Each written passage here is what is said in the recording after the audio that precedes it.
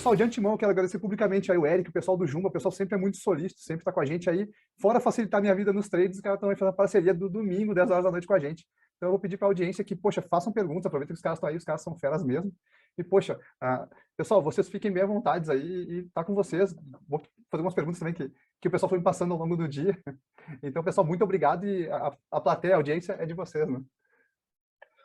Tamo junto. Boa noite, Rafael. Boa noite todo o pessoal aí presente. Tá? A gente queria agradecer também ao Rafael, tá? pela parceria, pelo interesse, né? Pela força que ele tem dado aí à nossa plataforma também, tá? E vamos tentar apresentar hoje da melhor forma possível para vocês aqui o nosso conteúdo, a nossa filosofia, né? Vamos começar falando um pouquinho da onde que nasceu o Jumba, né? Por que essas plataformas foram desenhadas da forma que foram e qual é o caminho que a gente está vendo aí de desenvolvimento para frente, tá bom? Eu vou compartilhar a tela com vocês aqui. Está desabilitado, Rafael. Você está aqui, vamos ver.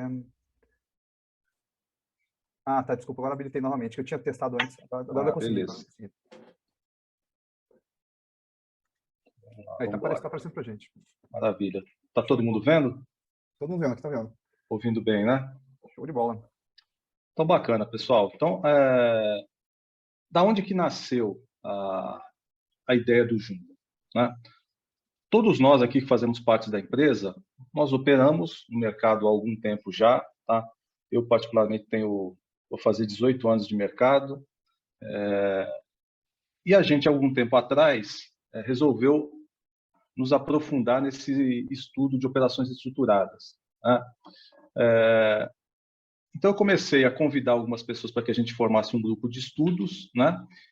Esse grupo de estudos foi se desenvolvendo e a gente foi conhecendo pessoas assim muito bacanas e a gente foi criando muita afinidade. E dessas discussões, a gente começou a sentir falta de algumas informações, né? Falta de informações para a gente que opera mesmo. Porque esse é um dos diferenciais que vocês vão encontrar aqui no Jumba, né? É uma plataforma feita por pessoas que realmente operam, entendeu? No dia a dia, né? E a gente opera com volumes relevantes.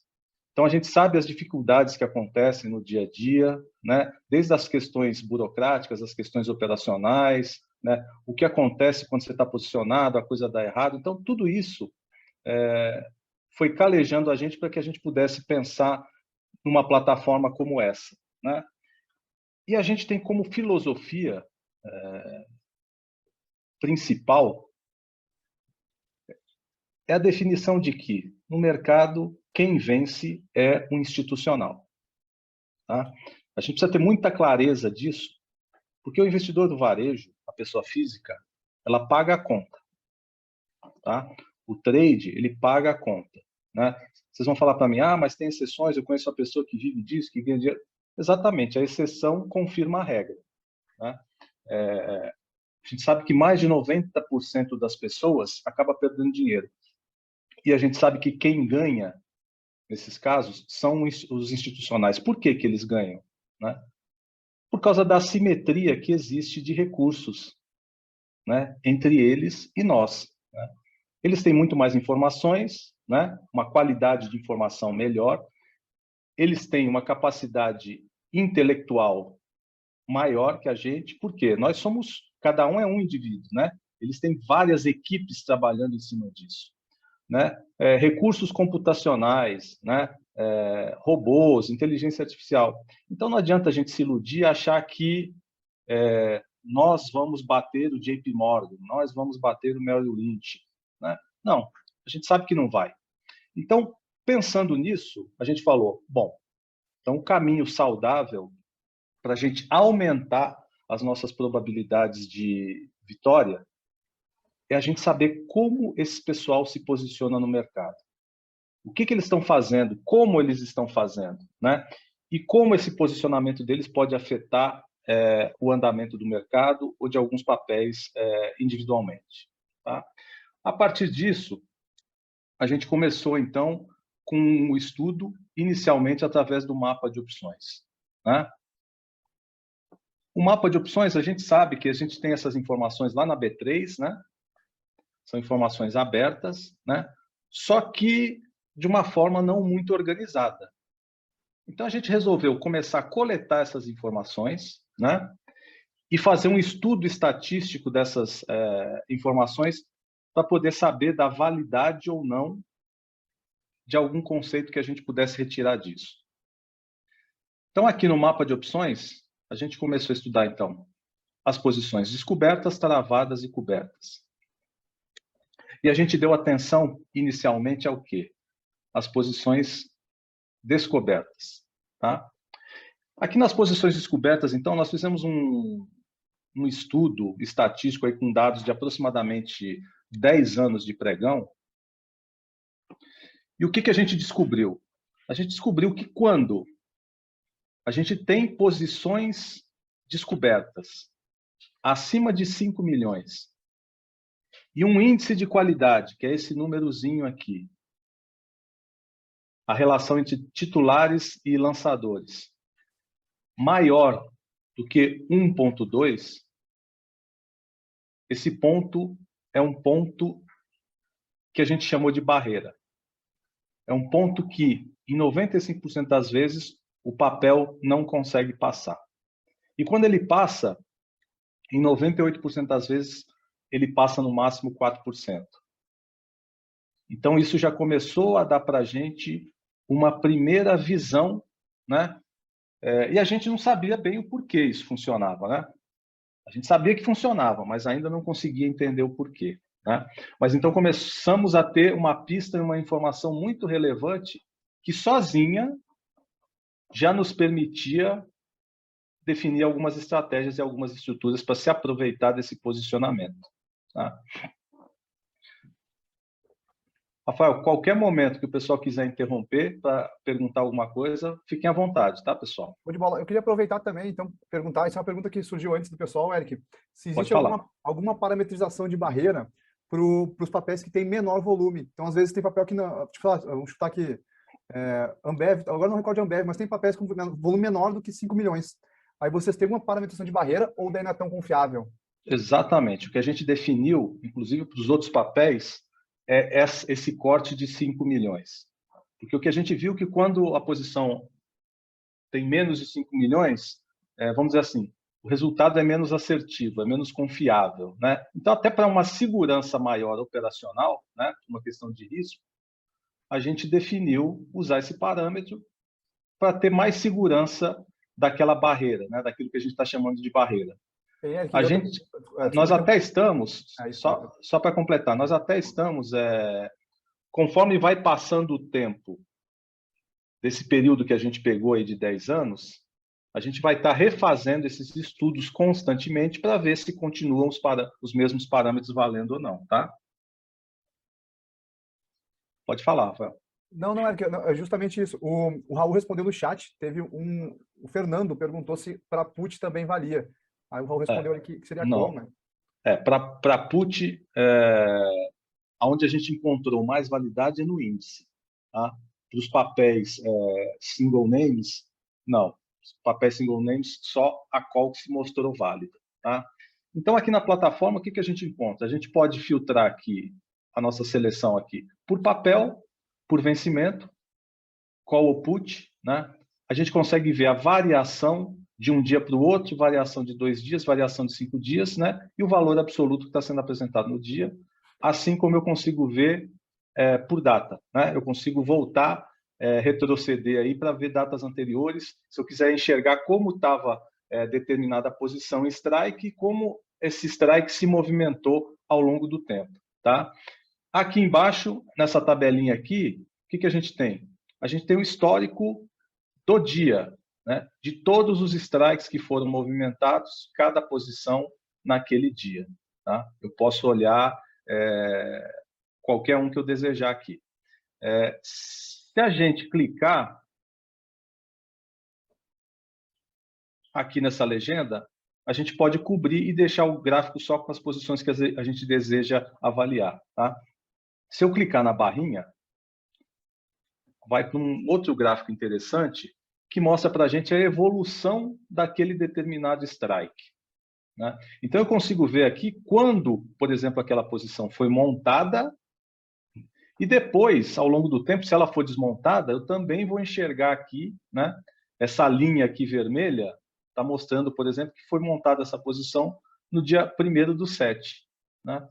E se ao longo do tempo vier aqui o player desmontar, também vai aparecer aqui, né? Além das outras linhas aqui do total, do IQ, né? E como que está o valor do ativo de acordo com esse movimento. Aqui embaixo, a gente vai conseguir ver o histórico de movimentação desse strike específico que a gente está avaliando, né?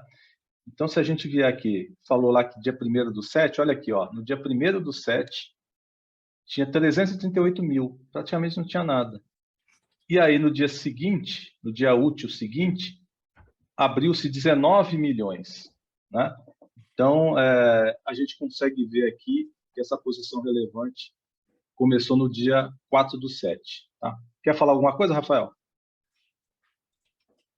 Então, Eric, o Fernando também deixou as perguntas no chat ali, se era possível exportar esses dados para o Excel, e ele perguntou ali sobre valores menores, mas eu tinha respondido antes já, né, que mais correto são 5 milhões. Isso. Ele perguntou se é possível exportar esses dados aí para o Excel. Não, cara, a gente não tem nenhuma ferramenta que exporta isso para o Excel. Tá? Show de bola. Que a gente pega, na verdade, os dados lá da Bolsa, né, da B3. Show de bola. Tá? Esses dados é importante o pessoal saber também que eles têm um atraso, né, de um dia, é D+1. Porque a Bolsa, a B3, libera esses dados com um dia de atraso. Tá? Então, aqui, se a gente vê essa posição relevante aqui, apareceu, se eu vier aqui e clicar nessa barbatana de tubarão aqui, a gente vai para a nossa outra ferramenta, que é o SharkMap. Tá? Desculpa, imagina, eu não tenho licença para... Acho que bloquear, acho que eu não paguei esse mês, Rafael. Aí ficou fora aqui. Deixa eu só entrar, porque eu devo ter saído aqui deslogado. Deixa eu só responder o Júlio ali. Ele pergunta sobre, então, o que o Rafael tinha falado, sobre papéis com quantidades menores descobertos. Por exemplo, um papel com 4 milhões, por exemplo, tende a funcionar, mas não é tão assertivo quanto os 5, assim como 6 é melhor do que 5, 10 é melhor do que 6 e assim por diante. Então, quanto maior essa posição, maior é a possibilidade dela realmente segurar o papel. Uma outra coisa que é importante, que o pessoal se confunde também a respeito disso, é que o fato de existir uma barreira no papel não quer dizer que o papel vá até a barreira. Ele significa que, se ele subir, a barreira tende fortemente a não deixar ele passar. É isso que a gente pode afirmar a respeito dela. Exatamente. E aí, ó, dentro disso que o Raul falou, a gente está aqui no mapa olhando, por exemplo, o papel a 29,33. Eu tenho uma barreira no 34. Significa que o ativo vai até os 34? Não, não significa. Significa que, se ele andar até lá, quando chegar nesse ponto, ele vai ter assim uma dificuldade e transpor essa barreira. Tá? E com relação a essa questão da quantidade, que o Raul falou bem, é muito importante o pessoal ter na cabeça o seguinte: operações tem todos os dias, o mercado tem todo dia. Então, por uma questão de gestão de risco, não vale a pena você querer ficar forçando o parâmetro para entrar, né? Porque você aumenta o teu risco. Se a gente falou aqui no início que a assimetria já é negativa para a gente, ou seja, as nossas chances já são menores, por que você vai tomar uma atitude que pode diminuir ainda mais a tua chance, né? Então, é melhor a gente ter um parâmetro mais ajustado, né, que dê uma confiança operacional maior para a gente. Porque a gente sabe que, mesmo com esse parâmetro, ele não é 100%. Né? Pode acontecer de passar. Né? Então, para que a gente vai se expor? Então, a gente voltando... Deixa eu ver se caiu aqui o pagamento no meu aqui. Ô, Eric, por enquanto tu verifica o pagamento, tem que te perguntar uma coisa. A respeito do índice de qualidade, do IQ, a partir de quando vocês consideram ele bem relevante, extremamente relevante? 1.2. Muito bom. 2 é um número bom. Então, aqui, ó, gente, eu cliquei lá no mapa e ele já me trouxe aqui para o SharkMap. Para aquela data que eu escolhi lá no mapa, o papel que a gente está olhando, que é a Petro, né? Aqui eu posso... o SharkMap, é importante falar para vocês que ele é real-time. Então, os dados, durante o pregão, você vai ficar vendo ali os dados, as operações acontecendo, tá? Você pode selecionar por ticker, pode colocar a quantidade mínima que você deseja ver, filtrar por corretora e os negócios diretos ou indiretos. Aqui no SharkMap, então, a gente consegue localizar aquele volume que foi feito, né? Então, a gente estava olhando a H373, aqui, ó, tem 12 mil aqui dela, tem mais 12 mil aqui, ó. Aqui 24 milhões. Né? Então, você consegue ver o delta do negócio, você consegue ver quem foi o player, né? Se o negócio foi direto ou não, tal, e quanto estava o spot no momento que o negócio foi realizado. Tá? Essa ferramenta aqui, para que ela serve, então? Vamos aqui no dia 22, vamos tirar Petro. Vou buscar aqui. Então, vocês vejam que aqui, ó, eu consigo ver tudo que foi negociado no dia 22, desde o início do pregão até o final. Vamos ver aqui, o último negócio às 17h07. Qual que é o objetivo do SharkMap? O SharkMap tem como objetivo rastrear o que os institucionais estão fazendo e que, em tese, eles querem esconder, né? Eles não querem que apareça, ou eles não querem que tenha impactância no preço, porque eles estão negociando volumes muito grandes, né? Então, só o SharkMap aqui já traz para a gente uma outra informação relevante. Eu consigo ver quais os ativos que os caras estão negociando, os volumes que eles estão negociando, eu consigo começar a ter assim uma ideia de cenário de mercado. Os caras estão se posicionando em quê? Eles estão se posicionando para qual cenário? Para alta, para baixa? E a hora que você começa a ver muitos players institucionais se posicionando da mesma forma, a gente começa a ter, né, uma certeza maior de que algum movimento ali vai acontecer, porque a gente sabe que eles acertam mais do que nós, né? Aqui alguma pergunta, Rafael? Não, Eric. Só acho que salientar para a galera que não teve contato ainda, que spot é o preço que o ativo estava no momento da negociação, né? Isso. E se pudesse exemplificar para a gente o que seria o agressor direto e o indireto na seleção ali? Aqui, ó, o negócio, quando é negócio direto, é aquele negócio que passa fora do book, né? Passa fora do book. Por quê? Que o cara ele não entra lá para bater lá. Porque às vezes o lote dele ou é muito grande, ou ele simplesmente não quer que a estratégia dele apareça lá. E aí, então, como é que acontece esse negócio? O player vai negociar a contraparte com o market maker e vai falar, olha, eu quero comprar essa opção, eu quero vender essa opção aqui, quero 10 milhões de estruturas, de quantidade. É uma quantidade que, se entrar lá no book, provavelmente vai levar à distorção de preço, né? Então, ele faz como direto, negocia um spread lá que ele acha interessante, e aí faz o negócio, passa direto e ninguém vê, né? Só vê como? Através desse filtro que a gente faz aqui no SharkMap, tá? Quando o negócio está no indireto lá, está passando como agressor ou como... Fugiu o termo agora, perdão. É o agressor e... Quem me ajuda aí? Direto e indireto ali, O comprador ou o vendedor, né? Que aparece O na posição. comprador, né? Quem agrediu. Quem agrediu isso, quem agrediu o book, é porque Quem agride é aquele que toma a mercado. Tá? Não é aquele que fica esperando lá, não é aquele negócio que você coloca para pregoar lá, fica ali esperando bater num determinado preço. Não, o agressor ele vai lá e toma mercado. Se você descer aí, você vai ver a do IRB como comprador. Aí, vendedor, por exemplo. Não é aqui, ó. Então, quem estava vendendo foi lá e bateu Foi o Safra. no preço. Isso. Tá? Quando é direto, o que acontece? Não tem esse negócio de agressor, por quê? Porque é um spread negociado com a contraparte. Ok? Show de bola, cara. Pô, é incrível. Pessoal, essa ferramenta que o Eric está mostrando é um negócio fenomenal. E isso que ela não é nem assim a joia da coroa, que nem a vez que a gente conversou e o Eric, aí tem coisa melhor ainda por aí, pessoal.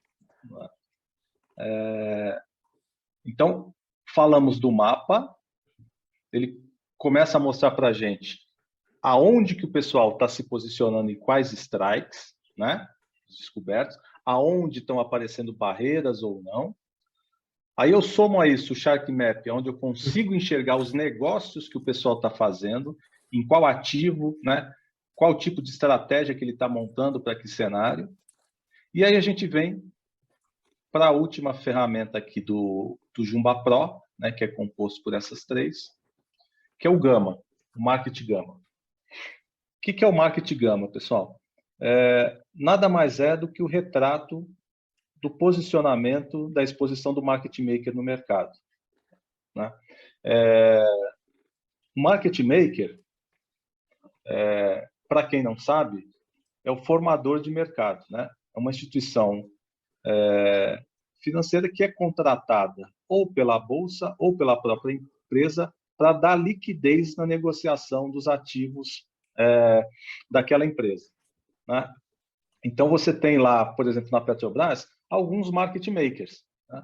Então, esse pessoal, ele tem que dar liquidez, ou seja, se eu quero comprar, ele tem que me vender. Se eu quero vender, ele tem que comprar de mim. Tá? Dentro de determinadas condições aí estabelecidas no contrato deles. Quando a gente fala que a exposição do market maker, não significa que existe um, tá, pessoal? É que aqui a gente está fazendo a somatória de todas as posições. Né? Então, a gente vai pensar, temos, por exemplo, 5 market makers em Petro. Tá, então aqui está a somatória de todas as posições e vamos pensar que é um só. Tá? Só a título de interpretação, para facilitar o nosso entendimento. O market maker, ele influencia demais no mercado. Né? Quem já estudou aí Black-Scholes deve ter sempre aprendido, né, que a opção varia de acordo com o que o ativo anda, não é isso? É isso, né? Que a maioria aí aprendeu. Só que, se a gente pensar em ativos que têm opções muito líquidas, um mercado de opções muito grande, a gente vai começar a perceber que, às vezes, as posições e estruturas montadas em opções vão influenciar no papel. Ou seja, pode acontecer ao contrário. Aquela estrutura de opção montada influencia no preço do papel, e aí o andar do preço do papel influencia de novo no preço da opção. Então, aqui, o que a gente tem aqui? A gente tem essa situação...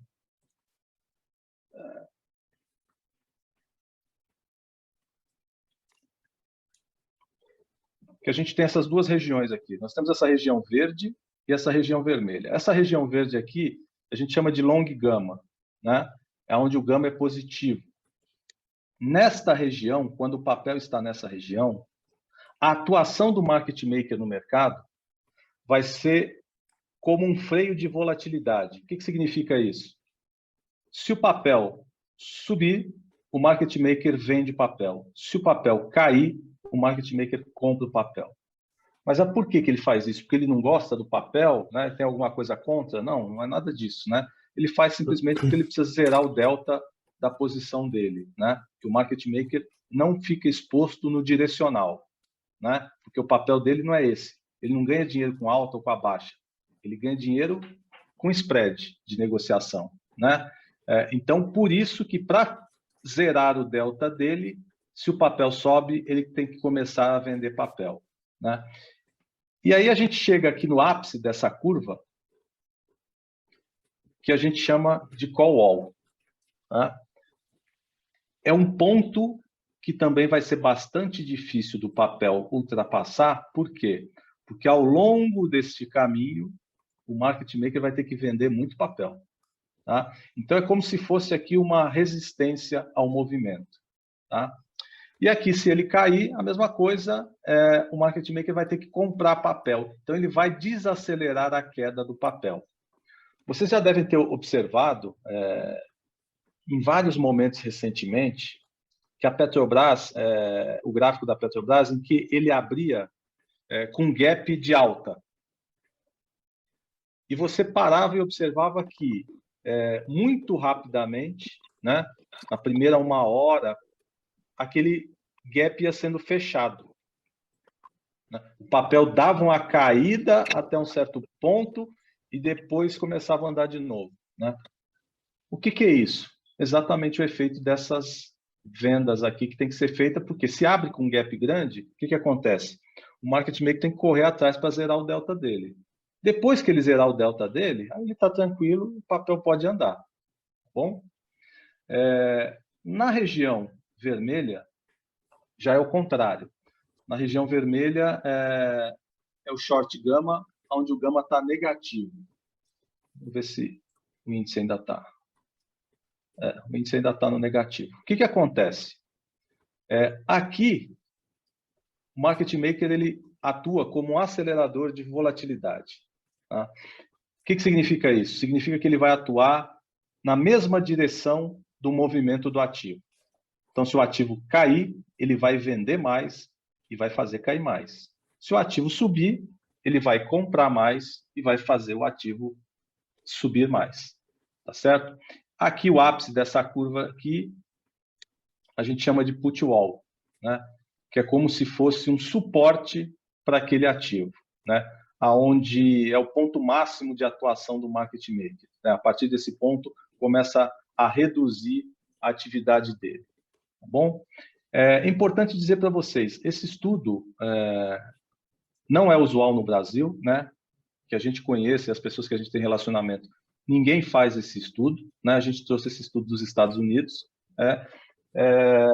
como uma inovação mesmo, porque a gente entende e entendeu que é muito relevante a gente saber como esse pessoal está posicionado e qual vai ser o viés de atuação deles no mercado para criar o nosso cenário, para definir qual estratégia a gente deve usar, né? Então, o mapa de opções, o Market Gamma e o Shark Map são ferramentas que vão te ajudar a criar um cenário e entender como que o mercado está posicionado. Para, a partir desse entendimento, você definir qual é a estratégia mais adequada a ser utilizada. Ok? Alguma pergunta, Rafael?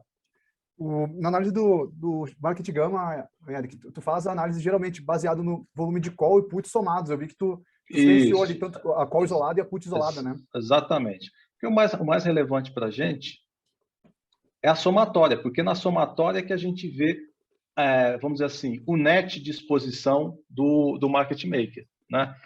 Porque esse cálculo do Gama é a somatória de todas as séries. Veja bem, não é de uma série só, não. Todas as séries negociadas estão aqui dentro.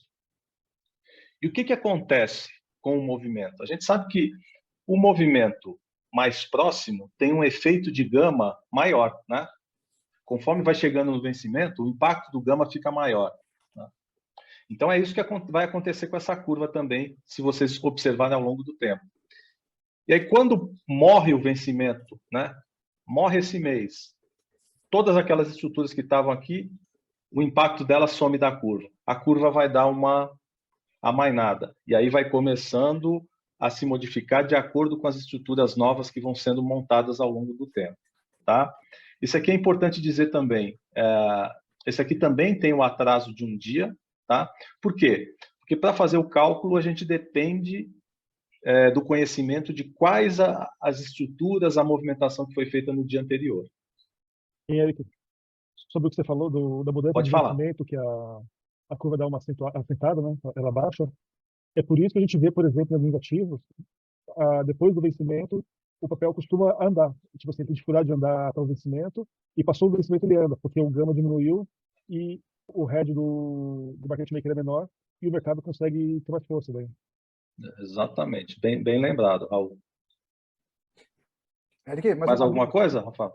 Uma dúvida. Pode Podia falar. comentar com a gente quando direto eu vejo no grupo privado do Jumba lá o Raul alertando, ó, pessoal, parou em cima do split aí. Tu podia falar pra gente qual que é esse nível de atenção que o pessoal tem que ter quando para bem em cima do split ali no Gama? Aqui, na verdade, é o flip, né? Flip, desculpa, flip. Isso. Coloca na Vale, a Vale tá perto ali.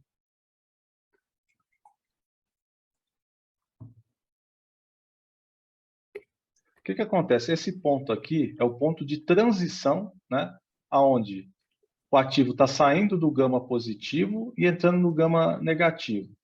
Esse ponto aqui é um ponto que, em tese, o market maker tem menos atuação. Né? Se a gente olhar aqui, vocês estão vendo essa legenda aqui que está aparecendo quando eu estou passando na linha do gráfico? Essas quantidades que tem aqui são as quantidades que o market maker vai ter que negociar. Né? Então, quando está nesse ponto aqui, a influência dele é reduzida. E aí, quando entra aqui no gama negativo, por que a gente fala que ele começa a criar mais volatilidade no papel? Você está vendo aqui, ó, as quantidades que ele tem que vender de papel são cada vez maiores. Por isso é que ele acelera o movimento. E aqui no positivo, ó, você está vendo que ó, também vai aumentando até chegar no ápice dessa curva aqui. Tá? Quer comentar alguma coisa do flip, Raul? Então, é isso mesmo, né? Então, a gente olha de manhã, no dia seguinte ali, que o papel está bem no flip, e é um papel com bastante relevância em opções Vale, Petro, Ibov. Quer dizer que se o mercado jogar um pouquinho para baixo, o market maker vai dar um empurrão final. E, de repente, aquilo que era uma andadinha só vira um movimento bem brusco, né? E a gente observa isso quando a gente cruza com os gráficos, aqueles gaps enormes que acontecem, às vezes, na abertura, né? Então, o papel tá bem no flip, o mercado tá ruim, e em vez de ser uma quedinha pequena, como era esperado, assim e tal, por exemplo, o papel já vinha caindo alguns dias, é nesse momento que ele cai de forma mais brusca, né? Exatamente. Alguma questão ainda, Rafael? Isso aí ou não? Não, isso aí mesmo, tá ótimo. Tranquilo?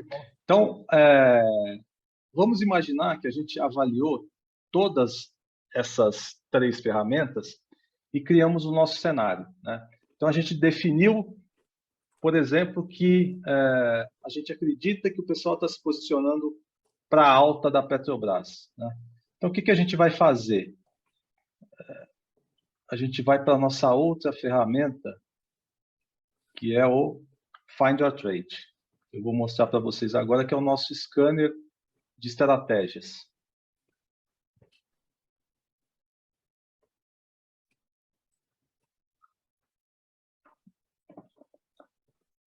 Então, aqui a gente está no início, né? Find Your Trade. A gente tem aqui algumas estruturas já relacionadas aqui, né? Onde você vai poder entrar aqui e escolher. Então, eu quero fazer um ratio, por exemplo, um booster, porque eu acho que a Petrobras pode andar até aquela barreira que a gente viu lá, no 34 no mapa, e o call wall lá está no 32 e pouco. Né? Então, eu posso vir aqui, ó, selecionando o papel aqui, a Petrobras. Né? Por enquanto, a gente tem aqui só Petrobras, Banco do Brasil, Ambev, e agora esse mês a gente vai estar incluindo o Vale. Por quê? Porque a gente decidiu colocar primeiro, logicamente, os papéis que têm mais liquidez de negócios, para que a gente possa operar opções. Tá? Aqui o preço spot que está no momento, isso aqui é real time também, tá? Não tem atraso. E, Eric, deixa eu só fazer um adendo ali. Pode falar. Esses preços que vocês estão vendo ali são os preços de 5 minutos antes de fechar o pregão. Então, 5 minutos antes de fechar o pregão, os preços dão uma congelada, porque quando fecha o pregão, costuma ficar distorcido. Então, quando você olha nas ferramentas ali, daí você acha algumas estruturas mirabolantes, assim, que vai esticar e é possível fazer elas. Então, a gente pegando os preços 5 minutos antes de fechar o pregão, eles estão bem próximos da realidade, né? Isso. Aqui eu posso selecionar, então, se eu quero call ou put, se eu quero no vencimento atual, ou vencimento mais 1, vencimento mais 2, as compradas também, a proporção que eu quero desse ratio, tamanho da asa, né? O range, e se eu quero fazer cobertura ou não. Se eu colocar cobertura aqui, para o pessoal que já usa, vai estar montando uma broken wing. Por que a gente criou essa ferramenta aqui, né?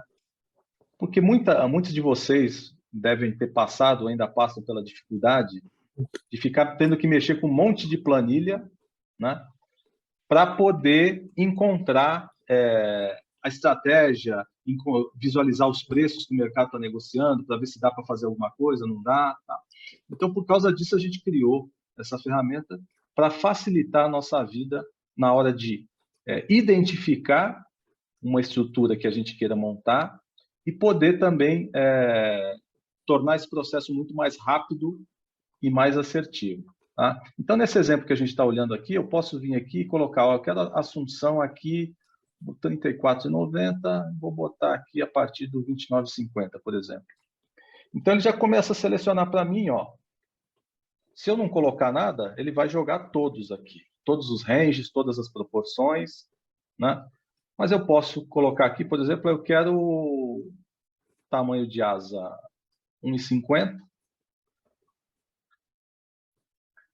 Aí vê como ele já restringiu, ó. Porque eu selecionei aqui que eu quero pagar no máximo 10 centavos, ó.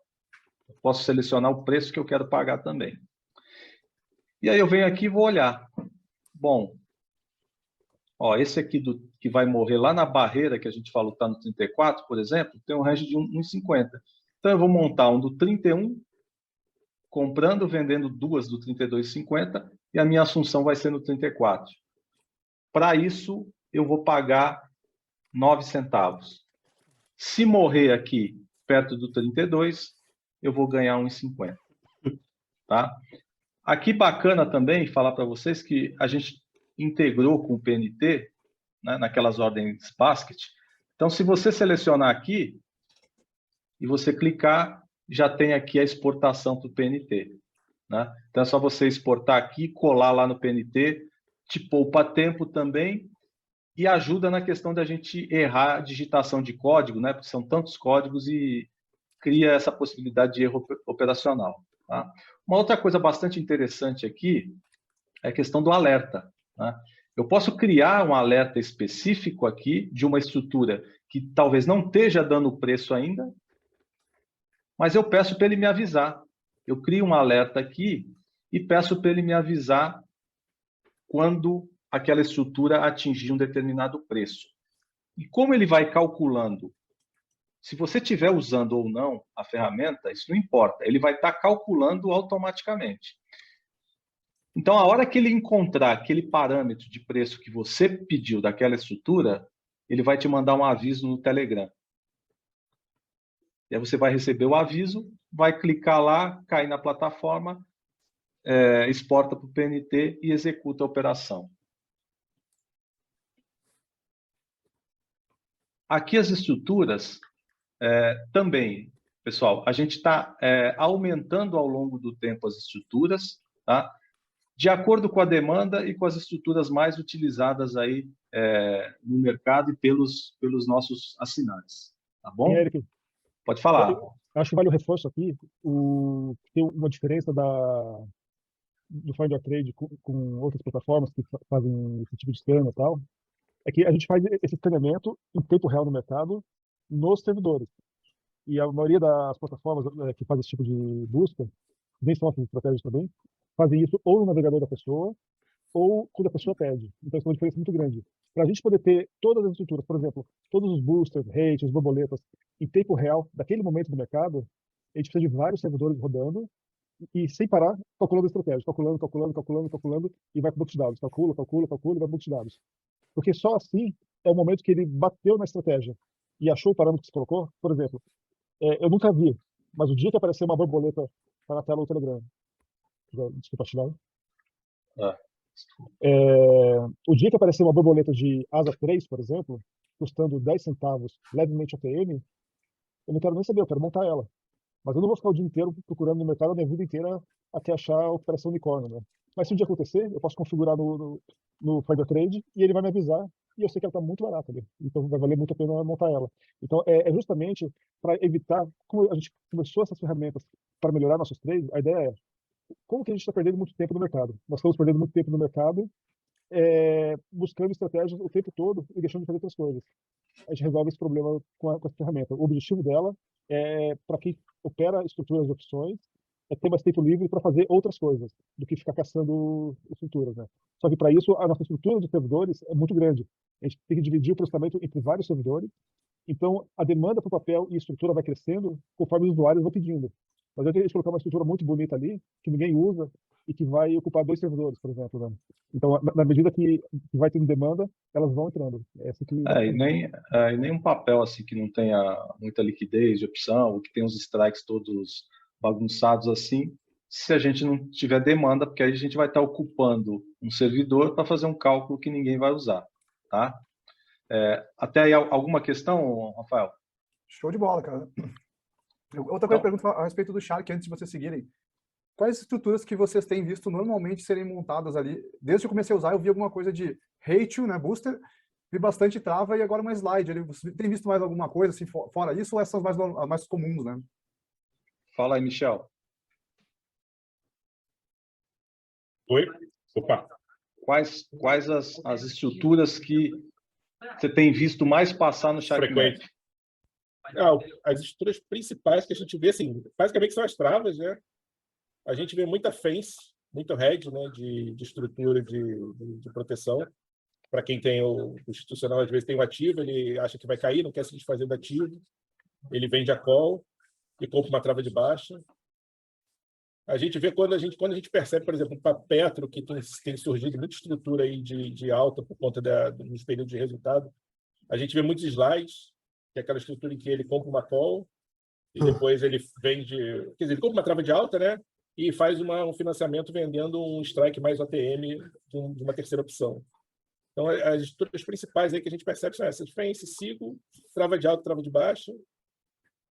E esses slides aí, em algumas situações, são os que eu me recordo aqui que são mais frequentes. Tem muito, ultimamente, por conta até da incerteza de direção do mercado, a gente tem notado muito box também, aquelas estruturas de renda fixa, né? O cara compra papel, compra put, compra proteção e vende a call, garante uma taxa ali de algo um pouquinho próximo do CDI ou um pouquinho acima, às vezes um pouco abaixo, mas ele não coloca em risco o capital ali, mas ele precisa, de repente, ter que manter um certo percentual investido dentro de um fundo, dentro de uma carteira, e aí a gente tem visto muito box aí ultimamente sendo montado também.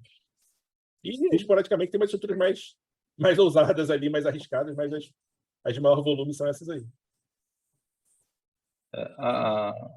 Aí é bom frisar essa questão do Shark Map. A gente volta a falar da questão de gerenciamento de risco, né?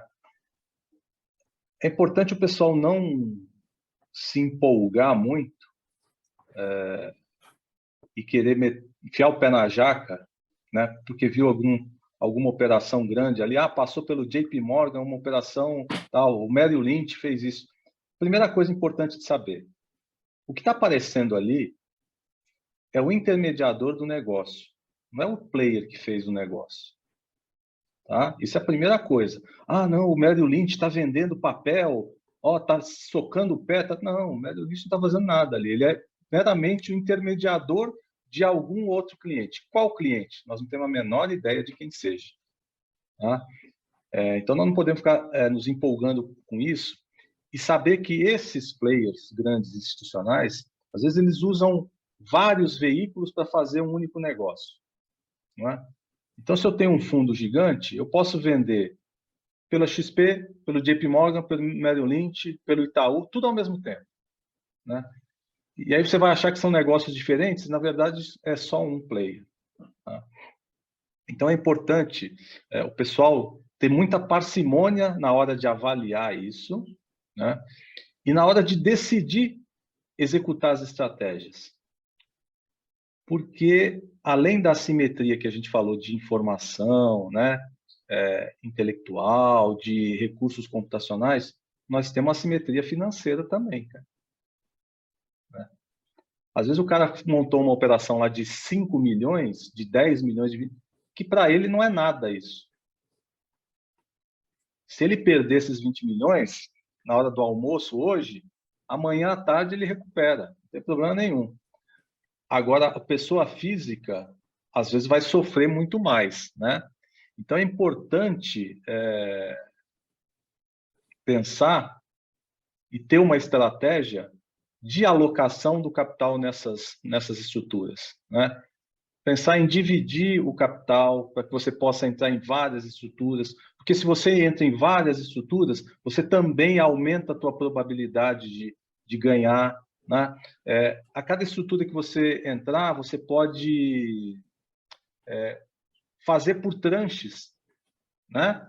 Eu vou entrar com R$2.100, né? Beleza, então eu vou dividir em 3 as entradas, vou entrar 700, 700 e 700, conforme o preço for andando. Então, tudo isso é importante pensar, porque as ferramentas, elas estão aí para ajudar muito. Elas têm um valor agregado muito grande. Mas é aquele negócio, a diferença entre o remédio e o veneno é a dose. A ferramenta, ela não vai operar por você. Ela vai te ajudar a reduzir essa assimetria de informações de recursos para que você aumente a tua probabilidade de vencer. Mas para que isso aconteça, né, a gente precisa ter racionalidade na hora de gerir o nosso risco, tá? Só esse aviso, esse parênteses aí que eu acho importante para o pessoal, Rafael. Extremamente importante, extremamente importante. Antes da gente mostrar o Insights, né, vou deixar o Insights por último, eu queria pedir aí para o Raul e o Michel, eles vão mostrar agora, Rafael, alguns exemplos práticos aí, do que passou aí e tal, para o pessoal ter uma visão, vamos dizer assim, mais prática do uso da ferramenta, ok? Show de bola, vamos embora. Então, deixa eu compartilhar aqui.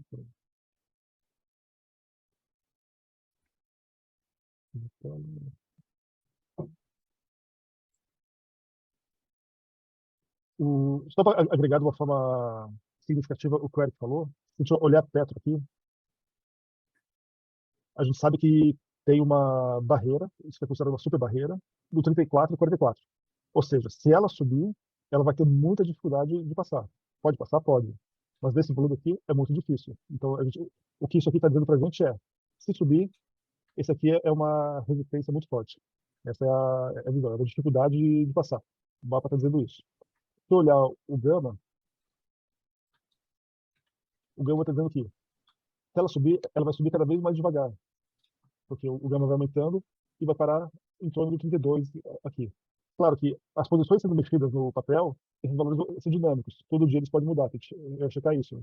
Se novas pessoas abrirem mais posições em cal, por exemplo, esse cara vai vir cada vez mais alto aqui, né? Mas hoje, esse é o cara significativo. Então, eu sei pelo gama a velocidade que o papel pode se mexer ou não, se do alto ou baixa, e pelo mapa, aonde ele pode esbarrar. Pelo mapa ainda, então, eu posso fazer o seguinte, o que é esse cara aqui? Ó? Vamos dar uma olhada aqui. Então, eu estou vendo a evolução daquele strike especificamente, e tem um volume muito grande de descoberta, começou aqui ó, no dia 4. Vou olhar aqui no dia 4, foi o cara que fez aquela hora.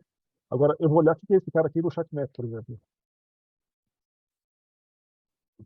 Aqui, tá um pouquinho confuso, que tem várias operações, mas eu vou pegar essa do JP Morgan aqui. Deixa eu agrupar elas aqui e mostrar só opções.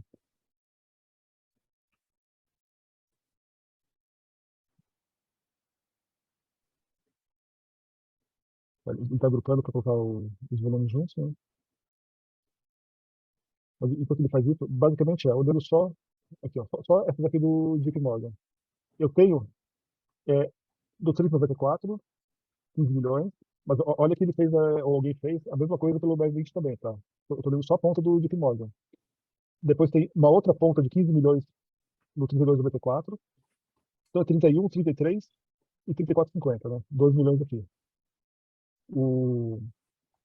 É uma trava de alta e com 12 milhões dá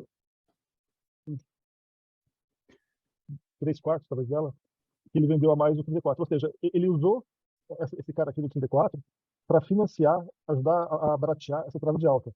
Então, é isso que a gente viu aqui, né? Tá aqui cada strike dela. Uma ponta, vende essa, e vende essa aqui junto para ajudar a travar. E vários players fizeram isso. Então, a gente sabe o seguinte, a gente sabe que o chart map, se a gente começar a contabilizar o que esses players grandes estão colocando, a gente tem uma direção de mercado. E essa direção é importantíssima.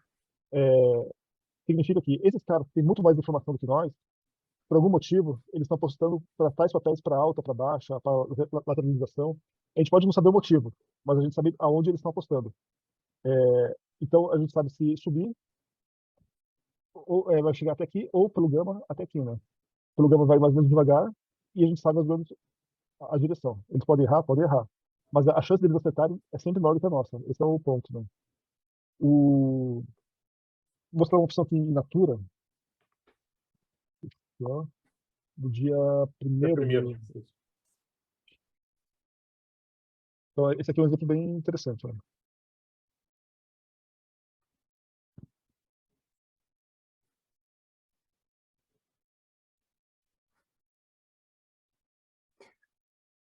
Raul, aproveitando que está lendo ali, fazer uma pergunta para o pessoal aí. A partir de quanto tempo eu posso considerar uma barreira relevante? A partir de quanto tempo o vencimento? A gente começa, da nossa estatística ali, foi mais ou menos 25 dias antes do vencimento. A gente já considerava ela relevante ali. Então, a partir de 25 dias, existia essa posição descoberta ali, ela normalmente segurava, assim. E a gente percebeu que mesmo que o pessoal desmonte ela na última semana, ela continuava segurando o preço ali. Isso foi algo bem interessante de acontecer também. Olha que interessante. Então, ó, é uma trava de alta de R$2, do 14,30 para 16,30. Ele pagou 90 centavos numa ponta e vendeu outra por 37. Então, isso dá mais ou menos uns 53 centavos, é isso, né? Que ele pagou por ela. Fez isso quando o papel estava 13,37. Não. Isso, 13,37 que estava valendo o papel aqui. E ele desmontou ela no dia 20, se eu não me engano. Isso. Deixa eu desmarcar aqui para cima, tá? Então, até o dia 20, ó. Então, assim, é que o papel estava se mexendo, por isso que as ordens estão se quebrando, né? 14,37, 16,37. Ele vendeu agora por 2,60 e comprou a vendida por 1,30. Dá 1,30, 1,28 de... Ou seja, ele estava no 16. Ele entrou então por 50 centavos e saiu mais ou menos por 1,30, arredondando. Ele teve o quê? Uns 140% de ganho, talvez? Mais 50% de lucro. Então, numa trava de alta ali. Então, o que ele sabia que a gente não sabe? Tá todo mundo caindo, a bolsa caindo e tal. Por que a Natura subiu, né? Como que ele sabia que subiria ou não? A gente não faz a menor ideia. Mas a gente viu apostando 5 milhões vezes 50 centavos, dá 2 milhões e 500, depois 2 milhões e 500 nessa subida dela, e tirou 7 milhões e 500, mais ou menos. Aí, detalhe que ele fechou no 16,45, logo depois que ela passou a ponta vendida, né? E logo depois disso aqui, o papel já voltou, teve uma leve queda já aí, já voltando para os 15, mais ou menos. Quer dizer, ele desmontar e o papel já deu uma recuada. Isso. Você lembra de mais algum aí, Michel? Tem o que está aberto aí, que é o da B3, que também foi uma abertura bem significativa, que a gente está observando aí. Foi no dia 14. Você lembra de? Dia 14. Também é um papel que está apanhando aí lá no final. 7 milhões e meio de... R$1 trava de alta e ele pagou 18 centavos. Um cenário até semelhante que ele montou mais ou menos R$1 abaixo do preço do strike de entrada, né? E quanto está o papel hoje? Ele chegou Hoje a subir. Na sexta ele fechou a 10,72. Ele começou a subir ali. Mas, então, é muito interessante a gente observar o que eles estão fazendo, não necessariamente copiar os caras ali, mas colocar como uma informação a mais do que dá para fazer, né? Então, se está todo mundo apostando que tal papel vai subir, de repente eu vou fazer uma estrutura de alta, pode ser uma trava de alta, pode ser um spread HA, posso comprar o papel, de repente tem que operar opções, né? Mas existe um viés em que esses grandes players estão acreditando na alta. Então, isso não é por acaso, né? Eles pagam muito caro por ter informações relevantes, né? Então, por exemplo, aquele pessoal que opera commodities, né? Aqueles grandes players, os caras têm informação do tempo, informação de safra, informação de subprodutos que o pessoal vai precisar para um plantio e tal, mas muito antes de qualquer pessoa ele já consegue desenhar o cenário do que pode vir a acontecer, né? E eles pagam muito caro por isso. Então, essa informação que a gente não tem acesso, a gente tem acesso à consequência da informação. A gente tem acesso a o grande player com esse mar de informação que ele tem e que ele gasta muito para isso, apostou nisso. Então a gente não sabe o motivo que fez ele apostar ali. A gente pode especular, mas a gente não sabe. Mas sabendo aonde ele está apostando, a gente consegue encurtar esse caminho, né? Então é uma informação a mais para entrar no trade de todo mundo, né? Quem for operar diretamente essas informações aqui, da forma que eles operam, faz com capital pequeno, é algo importante, mas use sempre o seu trade secret como informações essas que vão te levar a ter mais assertividade, né? Raul, o Rodrigo perguntou ali se ele consegue encontrar sinais de quedas relevantes no mapa, como, por exemplo, a queda do Covid, sobre o posicionamento dos grandes players aí de defesa. A gente observou, por exemplo, no começo do ano, no final do ano passado, na verdade, posições gigantes e sempre com entrava um player, entrava para ser outro, e aumentando a mão, aumentando o número de players nas mesmas estratégias para alta.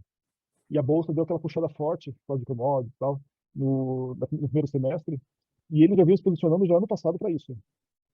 Com essa virada de mão para queda, a gente viu um aumento significativo de, por exemplo, de posições de trave de baixa, defense, posições que ganham na queda, em vários papéis, e esses papéis caindo ali.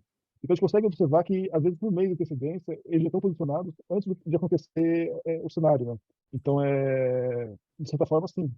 Claro, se é um evento que vai pegar todo mundo de surpresa ali, é algo que não tem, vai todo mundo perder, inclusive os big players, né? Mas, em geral, você pega a Covid, por exemplo. A Covid não foi uma coisa que aconteceu de um dia para o outro. Covid foi um cenário que foi se montando desde o final de 2019, só que a maioria das pessoas não acreditava que ia acontecer, e continuava a pujança, né, comprando e tal, e de repente o cenário se concretizou, né? Então, a gente consegue pegar o viés deles, mas eles erram. Mas eles erram muito pouco comparado com a gente, tá? Então, esse é um ponto importante, né? Mais alguma pergunta aí, Rafael? Por hora não, meu amigo. Por hora é só isso aí. Então vamos passar para o Insights, então. Baseado, pessoal, nessa necessidade nossa de informações, a gente viu lá que no Shark Map, quando a gente olha os negócios, vou compartilhá-lo aqui de novo.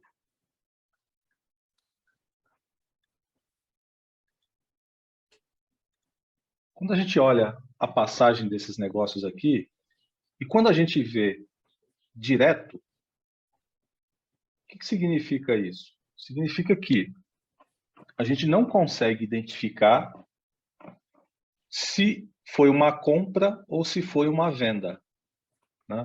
Então, o que acontece? Muitas vezes, com uma certa experiência, você vai conseguir identificar a possível estrutura que o cara está montando, né? Mas na maioria das vezes não. A gente se focou nisso, então, e trabalhamos aí com o nosso TI e desenvolvemos um algoritmo matemático para que a gente pudesse identificar isso. Então, a gente conseguiu desenvolver esse algoritmo e hoje a gente tem uma acurácia aí de mais de 95%, que a gente identifica se a posição do cara foi uma compra ou uma venda. E se a gente identifica se foi uma compra ou uma venda, eu posso, a partir de agora, então, replicar a operação que o cara fez, né? Então, para isso que a gente criou esse relatório que vocês estão observando aqui, que é o Hot Positions Report, que é baseado nas operações que o nosso algoritmo detecta, né? Então, ele detectou lá, nesse exemplo aqui, no dia 16/5, que algum player fez uma operação relevante na Vale. Então, a gente passa para o cliente aqui todos os detalhes. Montagem da operação. Qual foi o ativo, data da montagem, como é que estava o preço spot do ativo no momento, qual que foi a estratégia utilizada, qual que era o viés da operação, o tipo de ativo ou derivativo usado, as opções, se foi compra ou venda, qual o código da opção, o strike e o vencimento. Ganho máximo no vencimento, risco máximo, valor que o player pagou, valor limite para entrada, aonde está a região de gain, aonde está a região de loss, se tem chamada de margem ou não, o payoff da operação, o racional da operação, como é que estava a situação do mapa no momento da montagem né? Como é que estava a situação do Gama. E aqui a gente coloca, tem muita gente que gosta de olhar gráfico, né? Então a gente coloca aqui uma posição do gráfico, para a pessoa ver aonde que estava o preço na montagem e aonde está a região de ganho aqui no gráfico da operação. Tá? Nós temos um analista CNPI, tá? Que é responsável por validar as operações detectadas pelo algoritmo, tá certo? Então, nós temos a regularidade junto à PMEC para emissão desse relatório, tá ok? Depois a gente tem um glossário, onde a gente coloca as principais definições, né, para que a pessoa entenda, né, como ler os termos do relatório, e depois um disclaimer. Tá? Então, esse relatório aqui, ele traz toda a informação mastigada para o cara poder operar. Né? O trabalho da pessoa vai ser só apertar o Enter. Né? Porque estão todos os parâmetros aqui, tudo explicado, mostrado. E aí, como o Raul falou, você não necessariamente precisa fazer a mesma operação do player. Você pode montar uma outra operação seguindo o mesmo viés, né, da operação dele. O importante é que aqui você tem uma coisa com substância, né, para que você possa tomar uma melhor decisão na hora de operar. E se você quiser replicar e seguir o que eles estão fazendo, né, com certeza as tuas chances de sucesso serão bastante relevantes. Tá? Para que vocês tenham ideia, acho importante mostrar para vocês como é que está o track record disso. Para vocês poderem ver quão impressionante é a assertividade desse pessoal. Eric, enquanto você vai abrindo aí, Pode falar. uma coisa importante falar é que, às vezes, o player monta uma estrutura de maior risco. Por exemplo, Fence. Fence, ele pode estar vendendo uma call descoberta para comprar uma trava de baixa. Uma sigla, ele vende put e compra trava de alta. Só que, se for o contrário, ele vai ter que assumir o ativo. Né? Nesse caso, o relatório sempre traz uma operação equivalente, em termos direcionais, com um risco bem menor do que o do player. Então, às vezes, é uma operação alternativa junto com a original, justamente para evitar o risco. Né? Exatamente. Porque a gente pode até mostrar um exemplo disso. Então, eu queria mostrar para vocês aqui, a gente começou esse estudo dessas operações no meio do ano passado, mais ou menos, e a partir do final do ano a gente começou a operar para valer, porque a gente já sentiu confiança. Então, vocês podem observar aqui, esse track record nosso, ó, começando em dezembro aqui,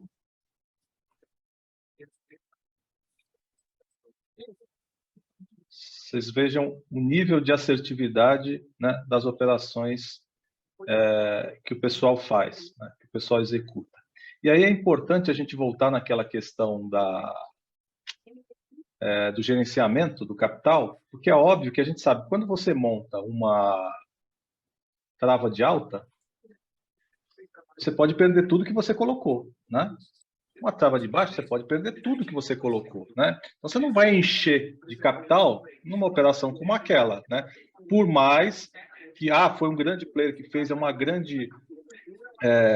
grande volume relevante, o pessoal passou o relatório do Insights, então eu vou chutar o pau da barraca e vou vender meu apartamento e vou colocar aí.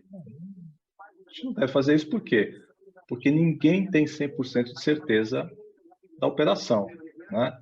Então é importante a gente ser prudente e racional nessa hora de colocar, né, o capital, de executar, para que a gente possa estar ganhando com constância, e quando a gente perder, aquele loss não machuque a gente, né? E a gente possa continuar aí, porque mercado tem todo dia, essas operações do Insights.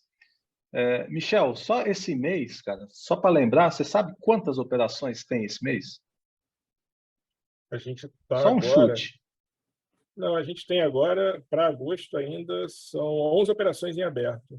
11 operações, veja bem. Então, a operação não vai faltar, né? A gente não precisa ficar louco, né? Não, pô, vou deixar de entrar nessa. Não, se não der para entrar nessa, vai ter uma outra, tal, e ter calma e tranquilidade, tá? E muitas vezes a operação ela dá entrada. Às vezes você entra, você vai assinar hoje, aí você vai receber relatórios que foram enviados nos últimos 7, 10 dias. Aí você fala, pô, mas esses relatórios já passaram. Não, porque às vezes o papel ele já foi um pouquinho para frente, já voltou um pouquinho, e às vezes ele ainda está dando entrada naquele preço que está lá como referência. Também uma coisa muito importante é obedecer a referência do preço que está no relatório, porque se o Big Player resolver sair com 20% de ganho e você pagou 20% a mais para entrar, você não vai ganhar nada. E aí você vai sair junto com ele, recebendo exatamente o que você pagou. Então a gente tem sempre aquela história, não adianta entrar, não adianta ter o tal do FOMO, né? Eu vou entrar porque se o cara entrou, ele vai ganhar, eu quero ganhar também, não. Essa passou, vai vir outra. Sempre tem.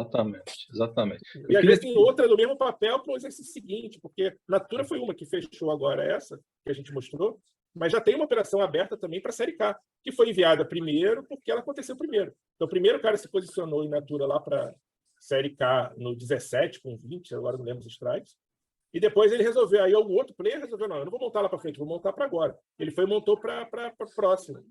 E aí acabou que o relatório, o algoritmo lá definiu, olha, essa aqui também vale a pena enviar, vamos mandar, mandamos. Beleza. Eu queria te pedir uma gentileza, Michel, se for possível, você tem como mostrar algum relatório aí que tem aquela montagem alternativa? Só para o pessoal ver como exemplo?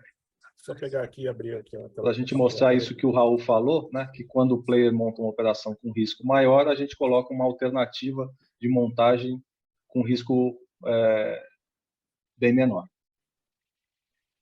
É para falar do resultado do mês passado também, né? A hora que ele terminar de mostrar aí a gente mostra, né?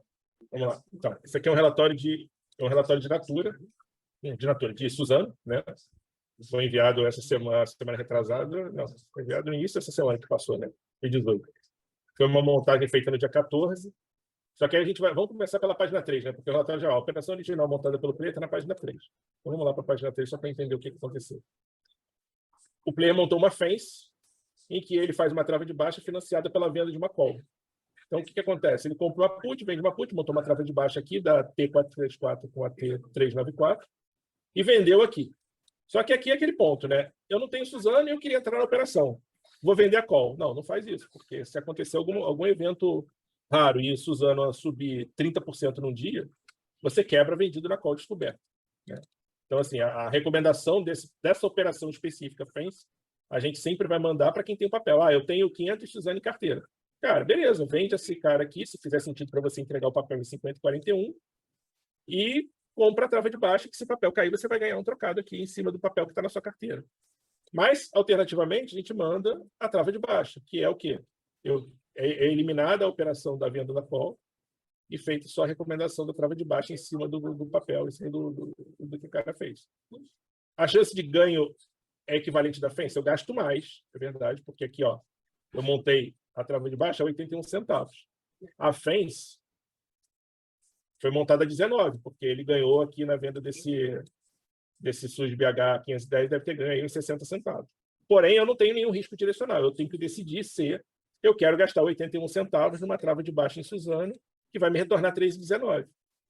Se eu achar que vale a pena esse risco-retorno, eu acreditar que o papel vai seguir essa tendência de queda e o Big Player vai acertar lá, beleza, eu posso pegar e montar a trava de baixa. Se eu não tenho papel e não acredito nessa queda toda, eu deixo esse cara quieto aqui e não faço isso, porque não vale a pena eu colocar em risco esse capital. É mais ou menos essa a ideia da estrutura alternativa, né? Então, você tem um outro ponto de entrada, um outro ponto de ganho, e aí você não precisa seguir exatamente, não precisa assumir o risco de uma FENS, por exemplo. Deixa eu ver se eu acho aqui no caso uma sigla. Alguém lembra da sigla? Enquanto isso, vocês percebem que um player montou uma posição pesada numa FENS, de repente ali pode ter uma das origens de uma possível barreira? Porque ele está vendendo call descoberta num volume considerável ali. Então, olha como as peças vão se encaixando naquela cabeça, né? É muito legal quando a gente começa a ver que tem sentido. Que as ferramentas se conversam, né? O conceito se conversa. Vamos ver aqui a SUSB 5010. 50. É porque eu acho que esse volume era para agora, para agosto. Eu acho que era esse cara aqui. O volume dela era só 1 milhão. Então, esse caso aqui específico não chegou a caracterizar uma barreira, mas já tinha aqui uma outra anterior. Não é um papel com volume muito grande nesse caso. Mas, por exemplo, aqui Hapvida. Hapvida é o inverso da FENS, é uma SIGL, né? Então, o que ele fez aqui? Ele vendeu uma put dos R$5 e comprou uma trava de alta. A venda da put, você tem que ter o quê? Você tem que ter capital para poder justificar a compra do papel. Caso ele vá abaixo de 5, você tem que assumir o papel em R$5. Então, nesse caso, tem uma chamada de margem. Você, eu não estou afim de correr risco de put, tenho medo que a Hapvida vá lá para R$2, eu não quero comprar ele a 5, não é um papel que eu quero ganhar dinheiro, não é um papel que eu quero ter em carteira. Então, beleza, não vende a put, não assume esse risco aqui e monta só a trava de alta. E aí você recebe a recomendação só da trava de alta, que é a parte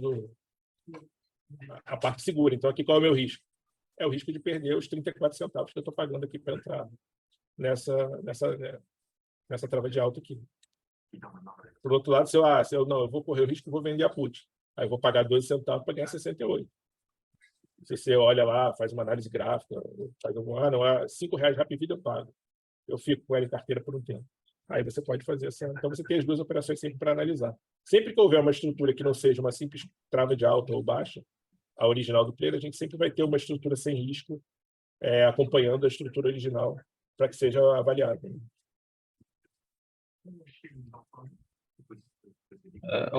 Michel, Oi. Tem como você colocar aí os resultados? Você tem aí o resultado do mês passado? Como é que foi? Só para falar para o pessoal. A Marisa tem uma pergunta ali, ó. Você... A gente olha. Tá. Verdade. Peraí. Enquanto ele acha, pode falar para a Marisa perguntar aí, Rafael. Marisa, pode ficar à vontade. Se quiser ligar o microfone, mandar no chat, pode ficar à vontade.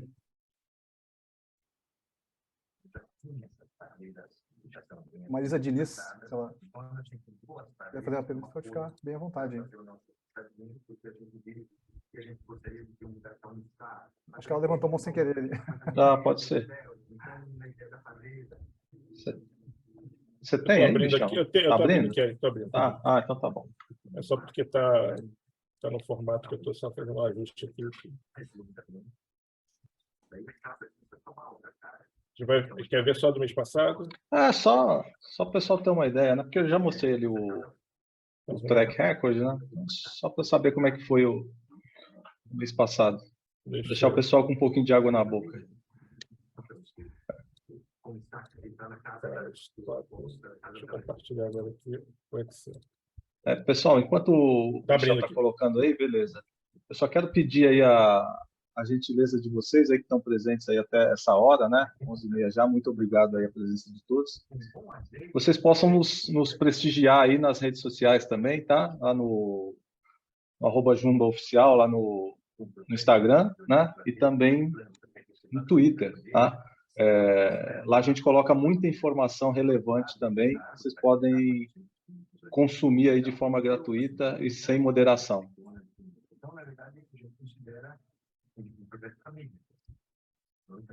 Então, esse aí? Vamos lá? Então, esse aqui é o resultado do primeiro mês, né? Que foram as primeiras operações encerradas durante o mês de junho, né? Foram 5 operações encerradas, 4 com gain, 1 com loss.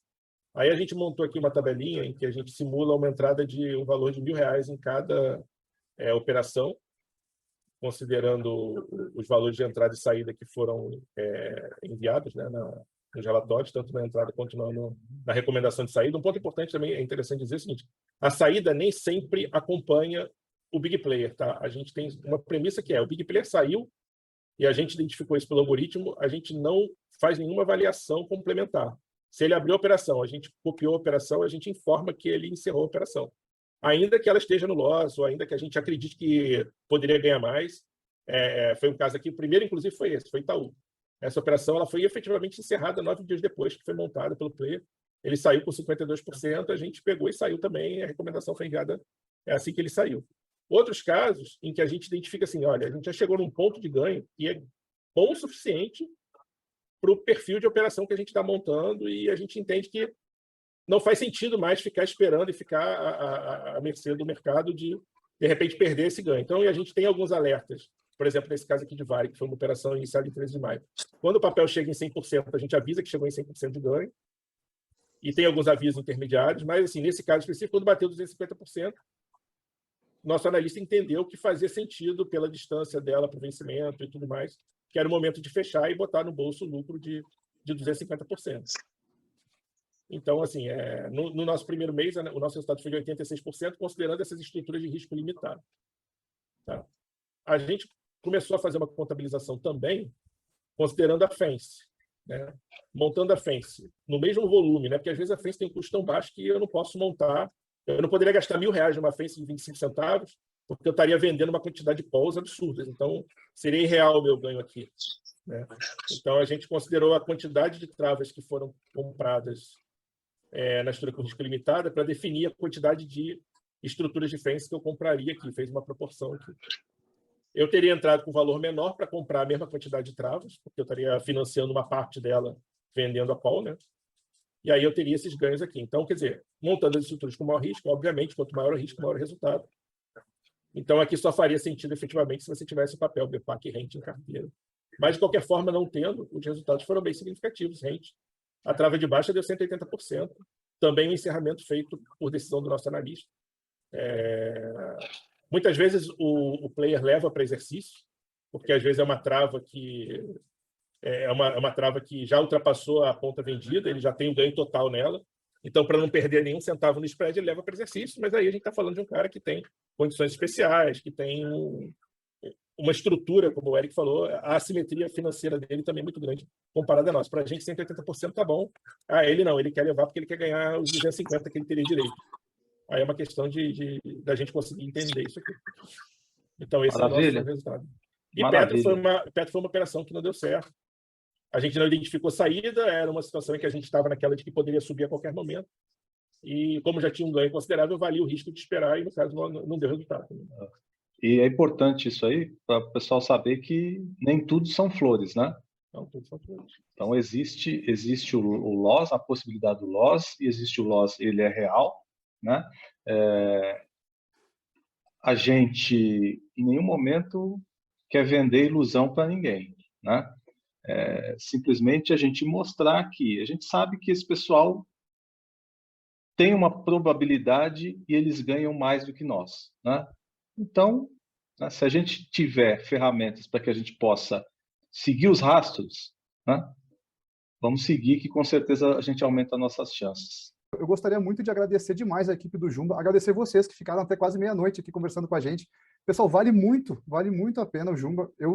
Olha, eu comprei a assinatura e eu já paguei faz tempo, tá? Eu sei que resultados passados não garantem lucros futuros, mas eu já paguei faz tempo e, cara, fidelizou, porque eu não vou parar de assinar mais. Só se os caras resolverem, a partir de agora não pode mais, porque para mim vai ser ad eterno. Então, pessoal, o pessoal que foi sorteado, ele entra em contato conosco no privado, o pessoal que eu sorteei fala comigo no direct. Eu queria agradecer muito o pessoal do Jumba, porque toda a disponibilidade, volta e meia eu incomodo ali o Raul, o Eric, os caras são sempre solícitos, trocam uma ideia com a gente. O César aí que dá as aulas direto pra galera, o Kip que dá muita dica pra galera no grupo. Pessoal, é uma comunidade muito forte e muito rica. Então vale muito a pena. Muito obrigado pra equipe, muito obrigado pra quem estava assistindo. Pessoal, no mais só tenho a agradecer. Nós que agradecemos, viu? Boa noite a todos aí, uma ótima semana e muito sucesso aí nos três essa semana. Boa noite, galera.